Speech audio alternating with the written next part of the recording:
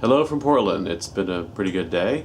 You may remember that on Chris's birthday on Saturday we tried to get a voodoo donut, but the line was too long. Well, one of his coworkers who works on Tuesdays came in with voodoo donuts to his clinic today to celebrate his birthday belatedly, and he brought the leftover donuts home, so we got to enjoy them.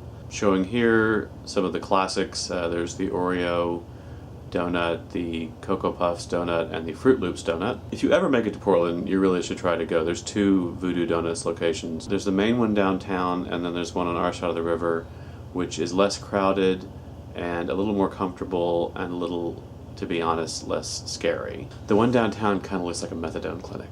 So Carter and I also worked on his project for the week is to make a box for his school Valentine's party. They take Valentines to each other, so they have to have a box. Carter decided his box should be loosely based on the robot Crow from Mystery Science Theater. We like Mystery Science Theater. I know that Crow is actually gold colored and more bowling pin shaped than this, but you work with what you have. This is a box of dryer sheets covered in foil and decorated with construction paper. And I think it came out pretty well, and just to avoid any uncertainty, Carter wrote the word Crow across it. This, by the way, is the extent of my preparation for Valentine's Day. We don't really celebrate Valentine's Day, Chris and I don't. We had I've mentioned before, we had a really romantic Valentine's Day the month after we met. It just seems kind of silly now. We have anniversaries, we live together. The idea of going out and trying to get a dinner reservation when the rest of the world is doing the same thing is too stressful to even contemplate. My friend Stephanie came over and we watched last night's episode of RuPaul's Drag Race, which if you're not watching, you really should watch. It's an excellent show. It's extremely funny. It's extremely well done.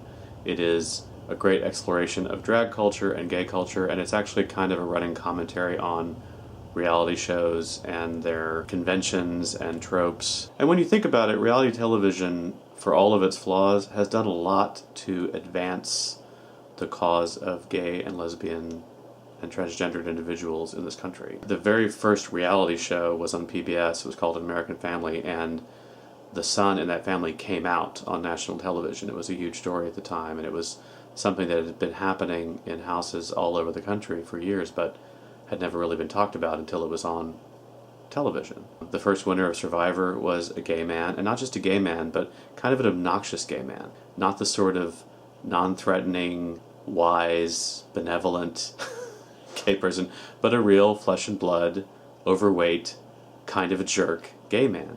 And you can go through, the gay couples on Amazing Race and Pedro on The Real World. And I think the nature of reality television solves a problem that existed before, in that it was very hard for a lot of writers, I think, to write realistic gay characters, because they would either make them super gay, like super effeminate sort of caricatures, or they would go the other extreme and make them exactly like straight people, and they didn't dare show any sort of, they just liked football and they were just, just like you or me.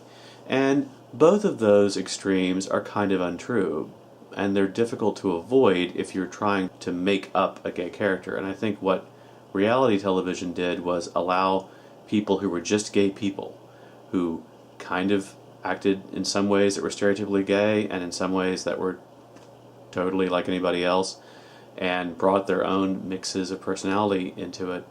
And that, I think, sort of freed up scripted television to create gay characters who were neither walking stereotypes or avatars of straight conformity. They were just individuals. And I'm not sure that you could have gotten there without the example of real, living, breathing, flawed, sometimes awful gay people on television. It's easy to bash reality television. It can be really tawdry and cheap and all that, but it really has done something to show us some people that might otherwise never have been on television, and I think to break down some assumptions, some stereotypes, without forgiving all of reality television's flaws. I will give it that.